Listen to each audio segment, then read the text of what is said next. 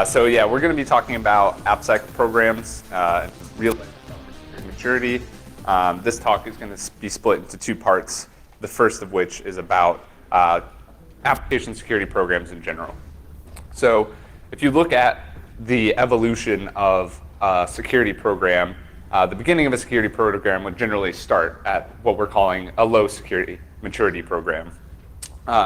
These programs may have little to no security expertise on the team, yet despite that, they may have an overinflated sense of what their security posture is. They might, keyword might, perform some security assessment related work, but the value there may be limited, it may be unrealized. It's kind of hard to say what that actually means to the program. Additionally, metrics and coverage measurements may be fairly sparse if they exist at all. And if they do exist, they might not be very meaningful. But over time, these programs might improve and approach what we're calling medium security maturity. So here, a medium security maturity program may not hire dedicated application security people or security people, but they may be looking at, say, engineers with a security mindset, or are interested in maybe hiring a third-party contractor to come in and do some security activities. And generally, in terms of coverage and metrics, their concerns might be, hey, hopefully they don't find too many bugs, or hey, so long as we don't have any bugs in the OWASP top 10, we're solid.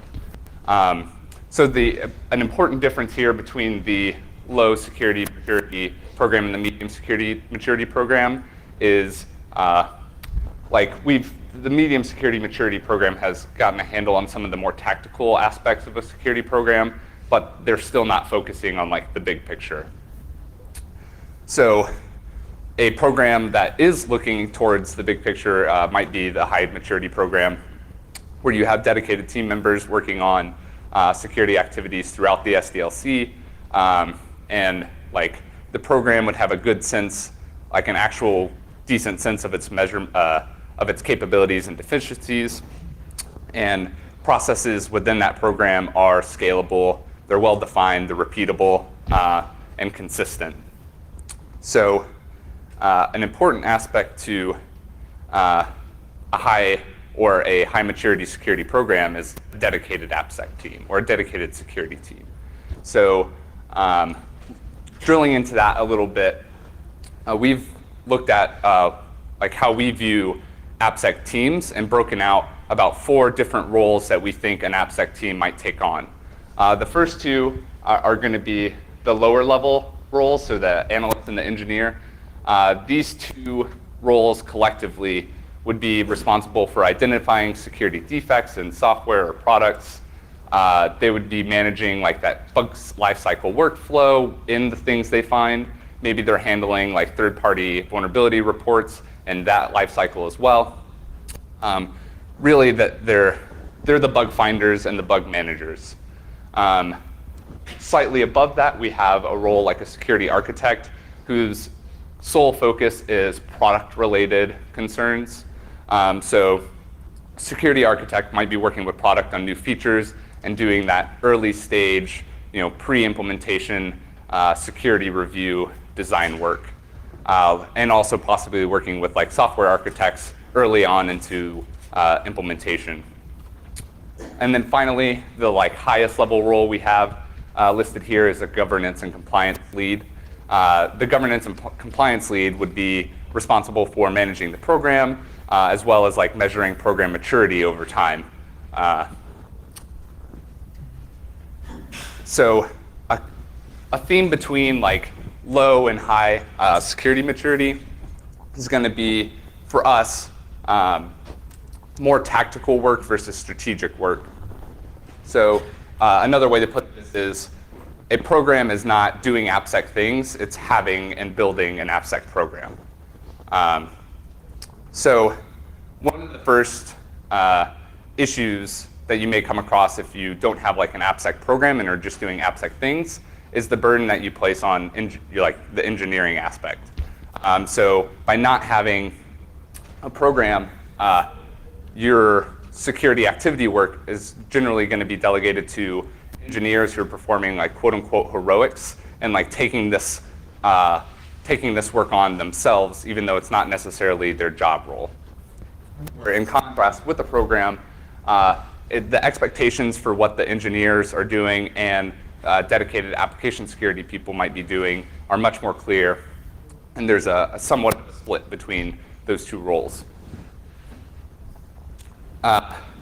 Another concern or another positive aspect of having a program is that coverage for the security activities you are performing would be consistent and applied across the SDL. So things like training in the early stage, as well as security activities in the later stage, like maybe penetration tests.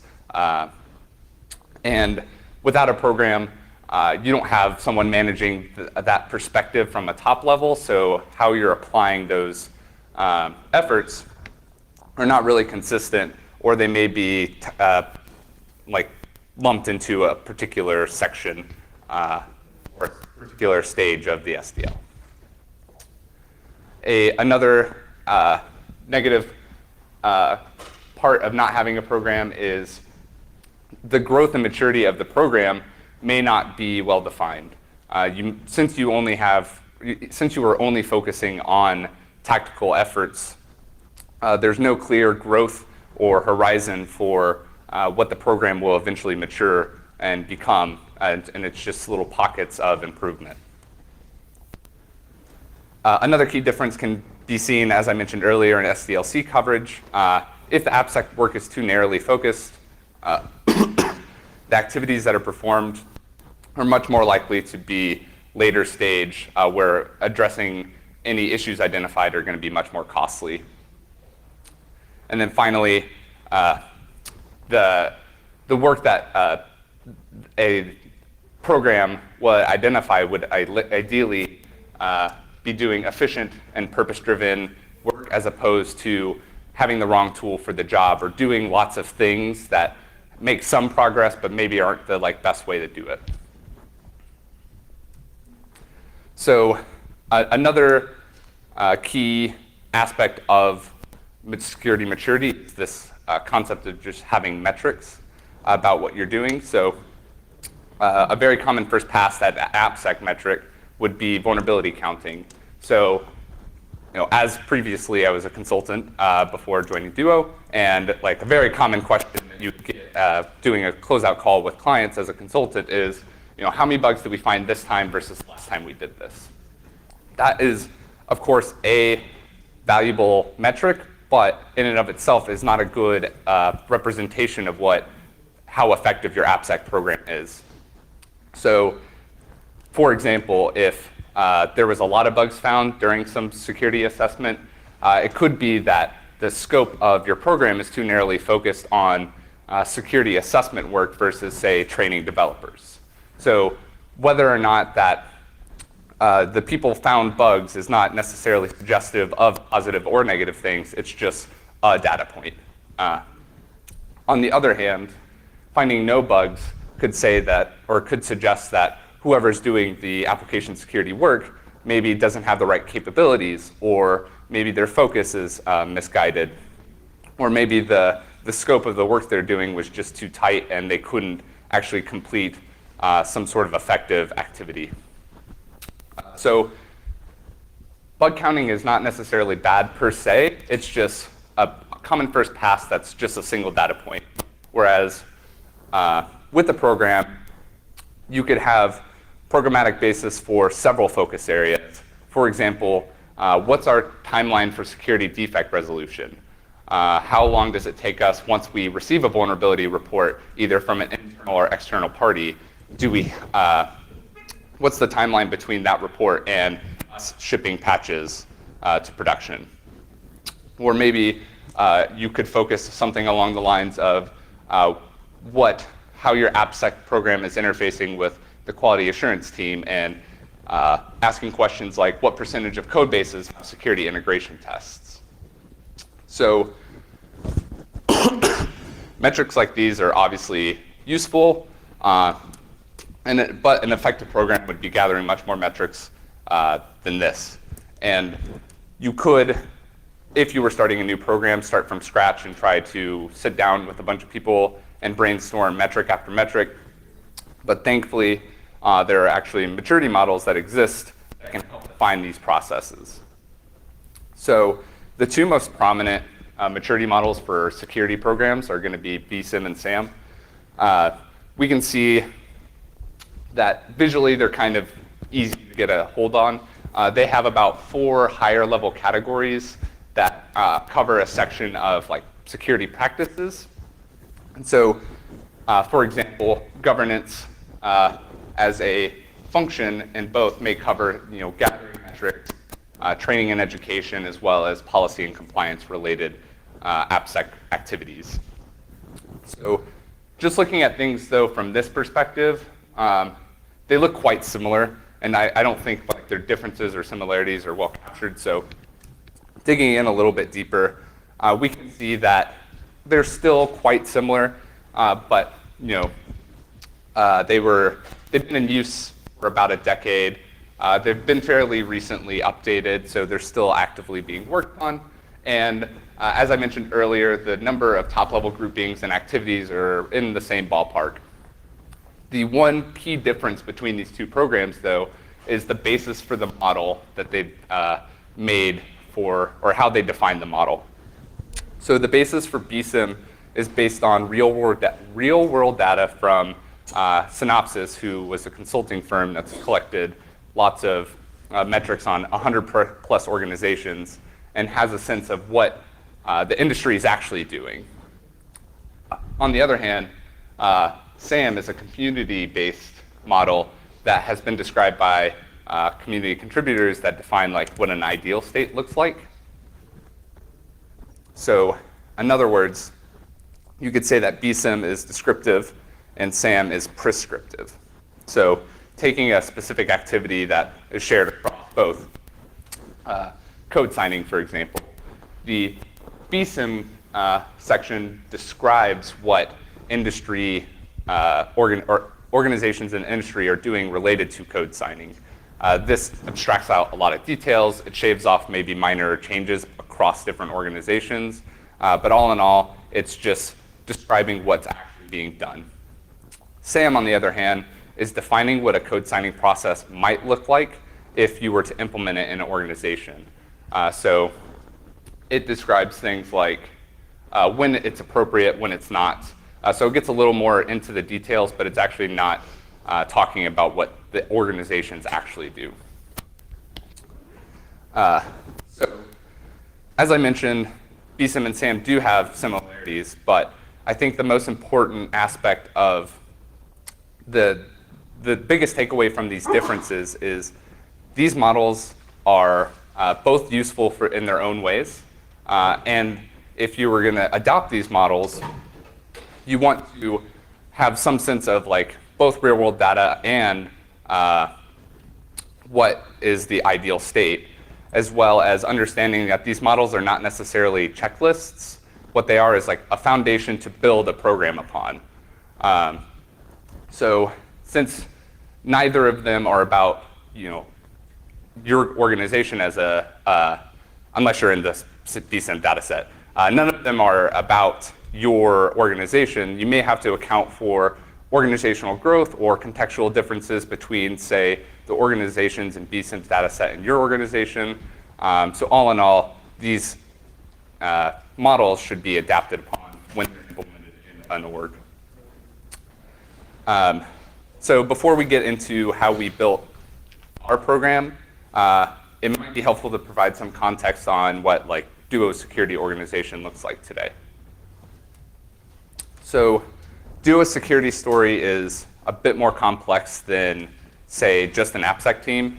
So we interface as the AppSec team with several other security teams, like, for example, product R&D, who would be defining and developing proof of concepts for new product features. So right from the get-go, we have an entire team dedicated to, entire team of security experts dedicated to developing new product features with a security mindset. So that's very useful for us because we have defined team that's doing security-related work from the very beginning. That's not necessarily our team. Another team that we might leverage is the data science team, which, for example, could provide valuable insights on what kind of features are in use across our customers, where maybe if we're in an incident response scenario, we can gather some of that information about customer feature usage and determine more factors or how we want to quantify risk for a particular incident.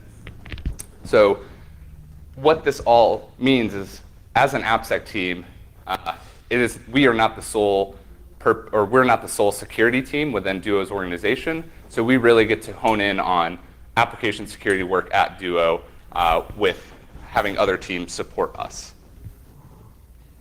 Another thing that we'd like to point out is we do encourage rotations between these teams.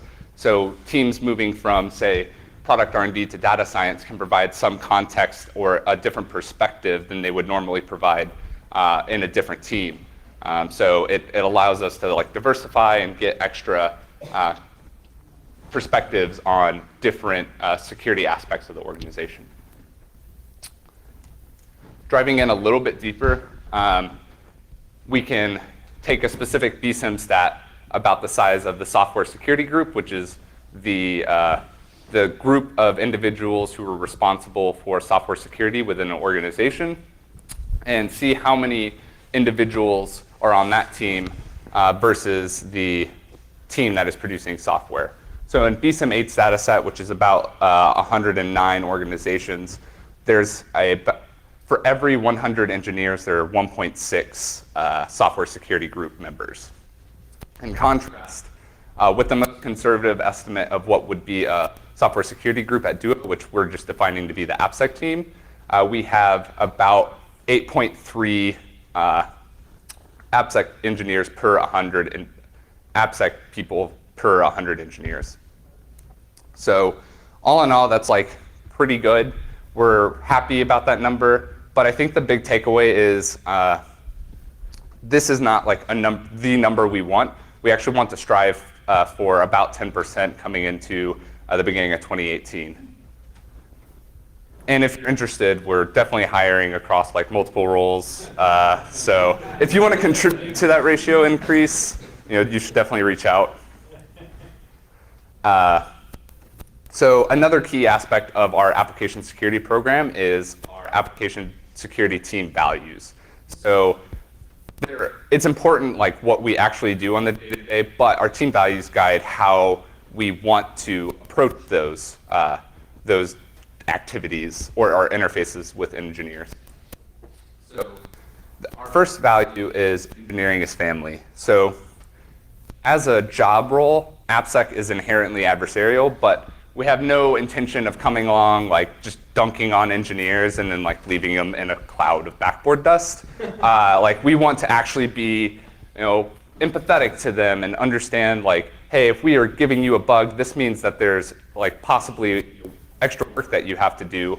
And so we want to make sure that as an AppSec team, we understand that relationship and we're always empathetic and empowering engineers to do their job effectively. I think another important aspect to engineering family is drawing a very smart line on where engineering might know best. So for example, as a person who reports bugs to engineering, I put a lot of effort into never saying things like, this should be an easy fix, or this is an easy fix, because I, as the person that didn't build it, am kind of defining what easy is for the people that did build it, and I could improve what I'm saying and say something along the lines of I think this can be addressed simply with X, Y, and Z. What do you think? Just small things like that. We want to make sure that we really get right. Our second value is low friction, high value. So as a team, it's easy for us to come up with solutions to problems that have no regard to how engineering actually operates. So low friction, high value says that we should do our due diligence to prioritize solutions that affect engineers in minor ways. So we're not going to be ineffective whatever this person is doing with that jar of pickles. we want to provide work and value in everything that we do, and we don't want to slow engineering down. And on the point of slowing engineering down, our third core value is build a paved road. So just like guardrails may guide a car from, say, driving off the road while it's barreling down a freeway, that's what we want to do as an AppSec team for engineering. So we want to empower engineers to act quickly and with confidence, and we want to make sure that if there are if there are tasks that we can provide, like frameworks or tooling or answer in any way, like the Duo AppSec recommended way, we can provide that for engineering. So we do not want to be like a sign-off machine for every single code diff that comes down, because that's going to slow us down. We're not going to be able to work on hard problems, and that's going to slow engineering down because we're now a blocker for everything that they're doing. Our next core value is how could it go right? So it's very easily for an AppSec team to become a no team or a anti-feature team. And so instead of being a team of no, we want to approach application security with the engineering mindset and embrace difficult engineering challenges. So we don't want to doomsay. We'd rather steer potential features down a path that maximizes not only security, but say functionality. We don't want to put any sort of contention between security and product. And then our final value is no code left behind. We want to make sure that the volume of code that's coming out of engineers, we want to ensure that we're not forgetting existing code that was written several years ago. So whatever testing procedures that we come up with or however we define our program, we want to ensure that our security testing accounts for this not so shiny code. And with that, we'll turn it over to Mark, who's going to talk about our application security program, its implementation. Cool, thanks, Kelby. So you guys are caught up now on BSIM and SAM and kind of the differences and benefits between the two.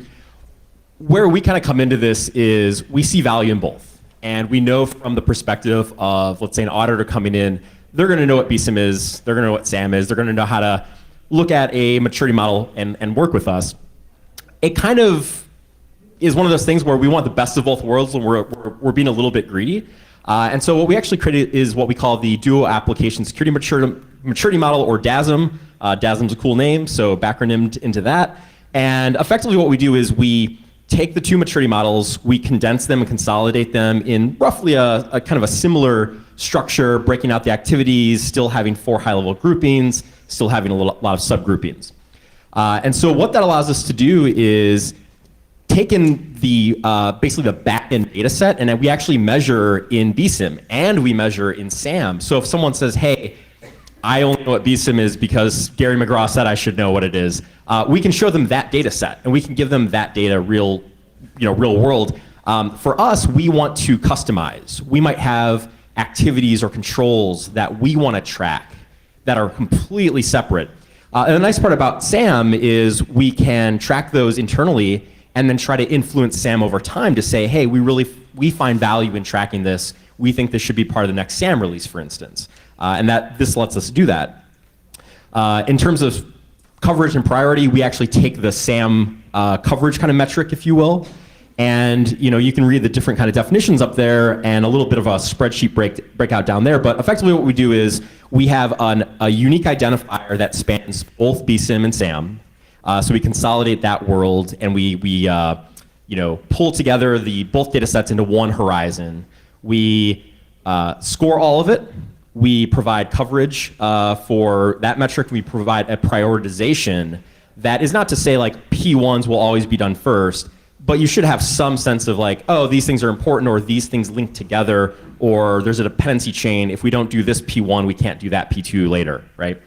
And so we track all this data. We do it quarter over quarter. We track progress. We decide, are we moving the needle the way we want to? And we can always abstract out new controls or new activities, and it doesn't influence the backend data. It influences just the abstracted view that we're tracking.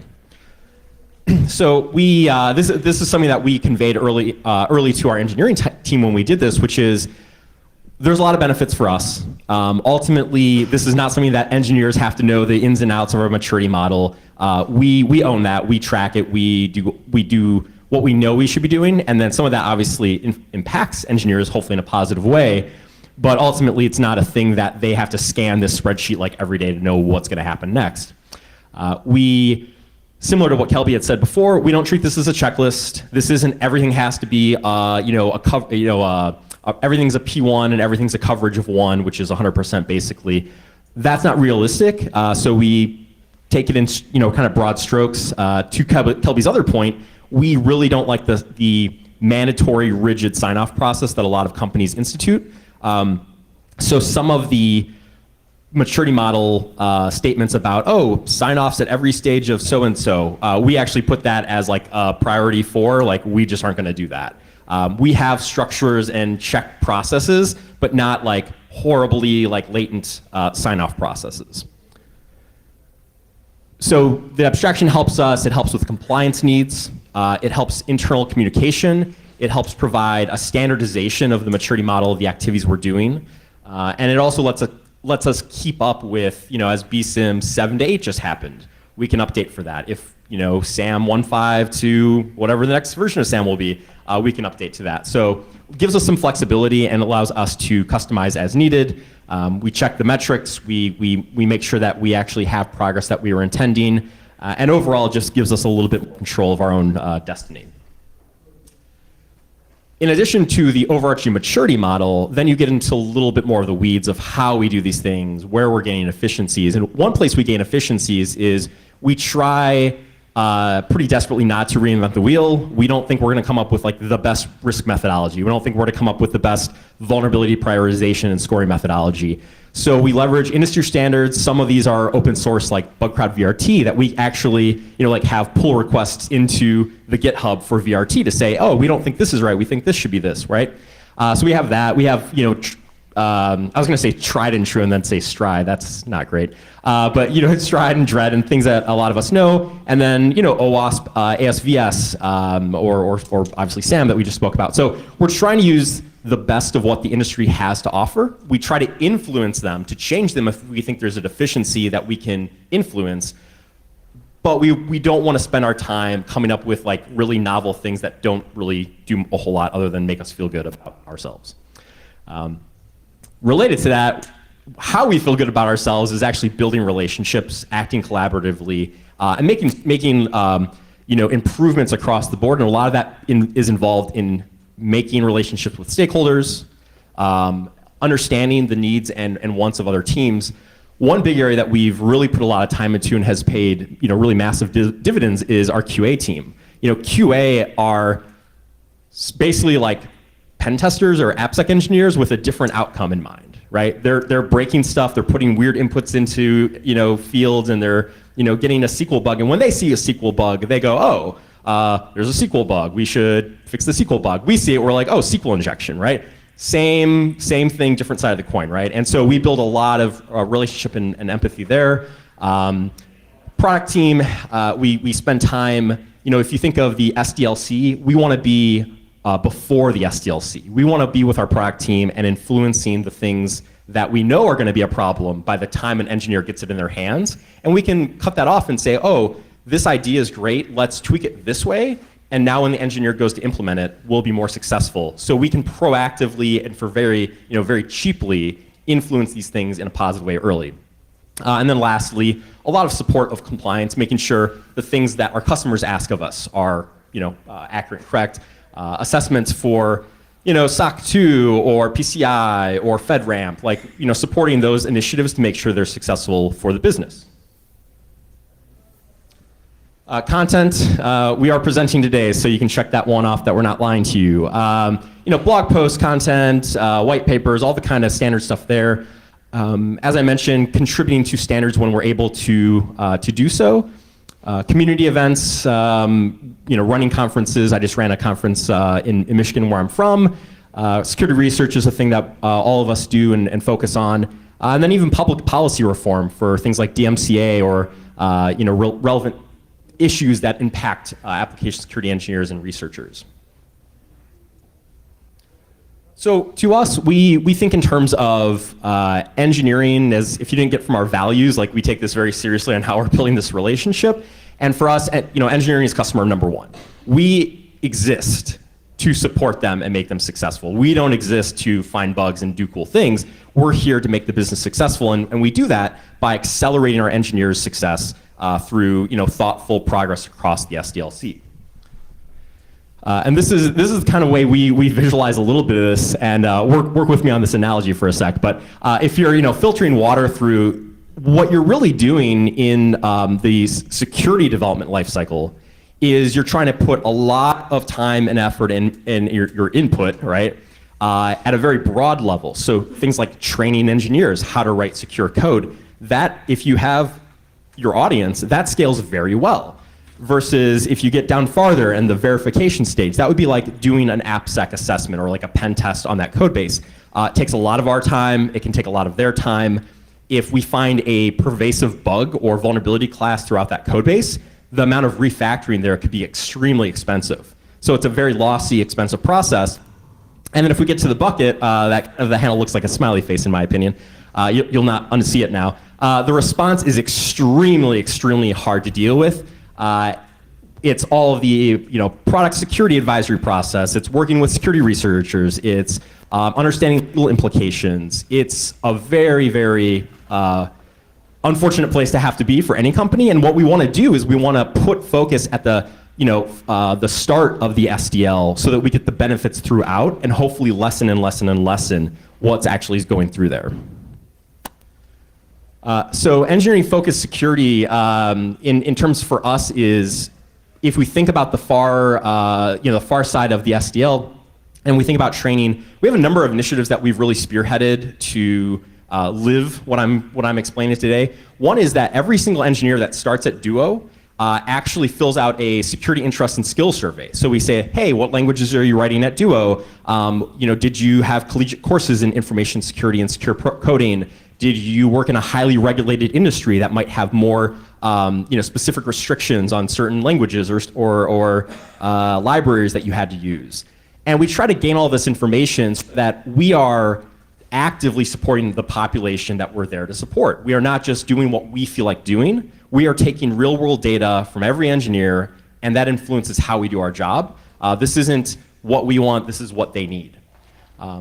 DevD is basically something where we will go to either large team meetings or small team meetings, talk about a vulnerability class, but talk about how it impacts our product, maybe not in a real bug, but in a hypothetical bug. Hey, this, we use a lot of Python, and if you do this thing with the serialized object, this could go bad, right? We give real-world examples from public bugs that have come out from researchers or in the news, and actually explain what that means to them as an engineer and how we as a company can mitigate against that risk.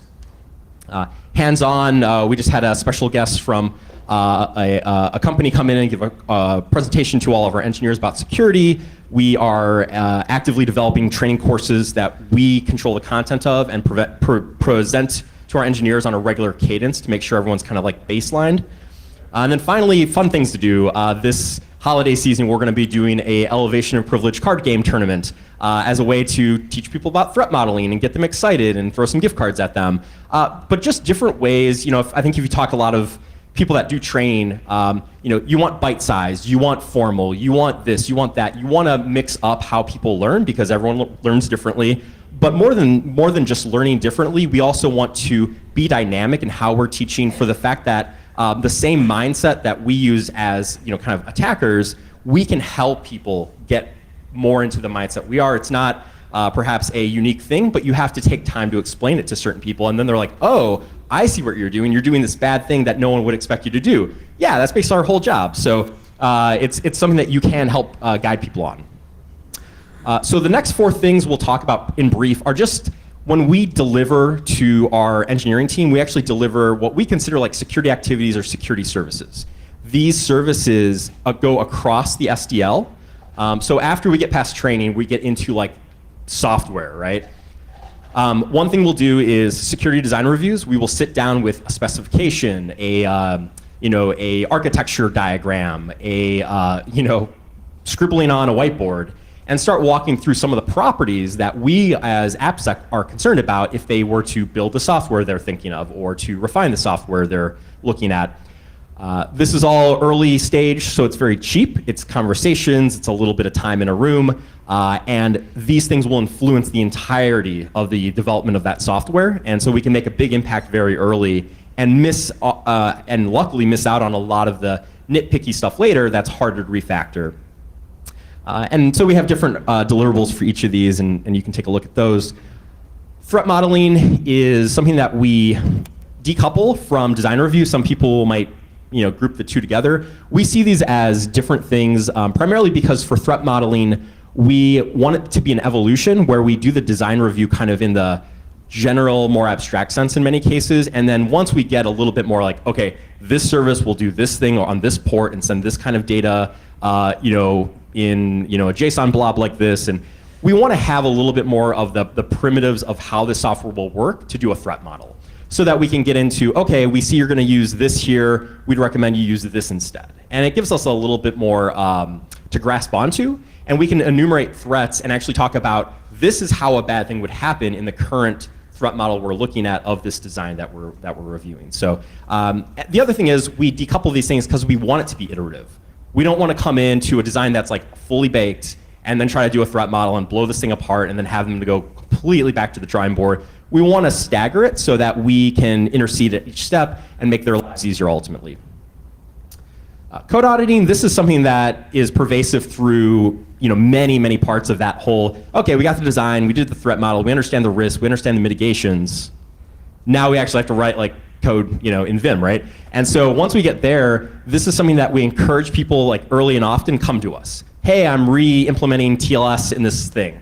Okay, you should come to us immediately. Hey, I'm concerned about this thing that I'm taking user input into anything. Let's talk about that now. And so we'll do code diff review. We'll look at entire features. We'll look at four-line diffs. It doesn't matter. What we want to do is be available to our engineers so that, again, they're spending less and less time and getting more and more value.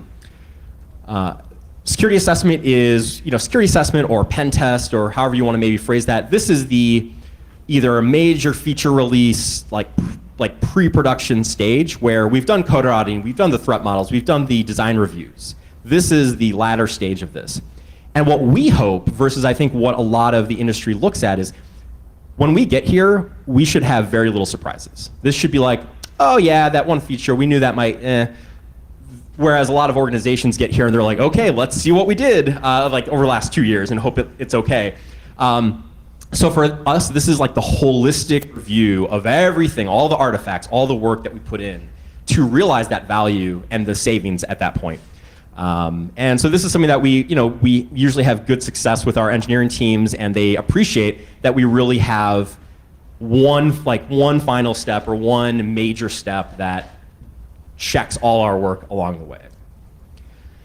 And then finally, response. If we do have a vulnerability in our product, whether that's a third party reporting us or us finding one, we want to handle that in a very transparent and responsible way.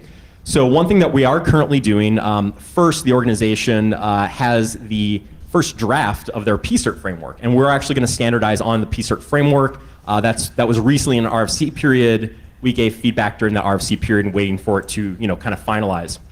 But we do use some of the popular ISO standards that have Katie Mastouris helped champion when it comes to how we actually do our advisory process and with our customers and the public. All those advisories are published on our website in perpetuity, so people can see what issues we had over time, which is important. And then also, if people do reach out to us, we have a full, hey, this is how to contact Duo. We want you to contact us. Here's our email. Here's our GPG key. Please let us know what you found. We'd love to hear more. And Adam Goodman will be speaking tomorrow at noon in this room, actually, about a case study around our advisory process and our response workflow. So please check that out. And this is a little diagram. We've had, I think 15 published product security advisories from 2014 until today. No one submitted a bug right now. I'm busy. But if you look at it, this is the number of days from when we understood a vulnerability occurred or knew about the vulnerability, right? Whether we found it or someone submitted it, to the time of the PSA release. So very often the PSA release comes even after the patch is out, because we want to get the patch ready, we want to distribute it to like customers and all that, and then release it. So over time, and 15 data points is 15 data points, right? Not that we want a ton more, but the trend line's going in the right direction. We're getting a little bit faster over time, which is good. We think things like the PCERT framework and other initiatives will actually help even further. And as our AppSec team maturity grows, we should be able to speed that number up to remediation time and release even better. So how do we organize? This is kind of the overall flow chart. We help people in the organization in two ways. One is what we consider like easy mode. And that easy mode would be quick things, come to, ping us on Slack, come to our desk, hang out with us at our, opportunities when we're in the same room and ask us questions. And that covers a lot, and it also starts really good and productive conversations. Conversations we would have never had if they didn't feel inclined to come talk to us. One of those opportunities, we run a weekly office hours, so people can come to us at a dedicated time with our entire team and sit down and start talking about things they're concerned about or interested about. We have had very substantial security conversations come out of just being available for people, and something that we're very proud of and have had a lot of return. And this realizes the low friction, high value in another example. They don't have to go through some convoluted process. They just walk in at this time on this day. We're going to the hard mode, we have a intake process. This is something that an engineer, an engineering manager, a product team manager can fill out. And it captures all the high-level intake data so that we can triage the request for what they need, why they need it, what the scope is, and really just get simple, bare-bone details out of the way. Once we have those, we can act intelligently and help them out. It's a very short process. It's been extremely effective at having people feel like they have a direct conduit that cuts out all of the intermediary concerns and questions. It's just one form, a few questions, and they're in the queue to have us help them in a very structured way. If they fill out this form, it doesn't mean that they actually want help from us. What it means is they want help from someone. And one thing that we publish, and this is a truncated version that we kind of just dialed up for today's presentation, but the sense here is we might not be the right party to do this. If, for instance, they need a report from a security firm for an auditor, that auditor probably will not take our internal report, right? They need a third party to do that work. And so we enumerate these properties. This is, again, like a piecemeal version, but we enumerate like 20 properties. And those properties influence what that engineering manager might ask us for, or if they ask us for our help or someone else's. And so it puts more knowledge in their head, and we are empowering them to ask for what they need from the right source at the right time. We have just a statusing board. Very simple. We kind of run things like an internal consultancy. We give an avenue, we project manage, we structure a backlog, we give statusing information along the way, we give links to the reports if we write them for the work we're doing. A lot of transparency. All engineers can see this all the time. This is not internal to us. This is a company level view of what we're working on. The intake process leads ultimately if we have to do some work for one of the teams to we kind of structure like a kickoff process, and that kickoff process has some checklist items. And this makes sure, did we get code access we needed? Did we get the documentation we needed? Do we have access to the dev environment we're going to test this on? It gets a lot of, again, the overhead out of the way so that we start on time, we do the work on time. If they have a deadline, we do not want to slow them down. In order to not slow them down, we have to be very upfront about what we need to be successful for them. And this checkoff, kind of process walks through that and makes sure that's true. Then Kelby and the rest of us just hack stuff and find bugs and whatever. Cover Homer and spiders or whatever, and then we enter a new workflow. So we have our overall process, and now we have our vulnerability handling. Got a report, and this could be an internal bug or an external bug, doesn't matter, the same workflow applies.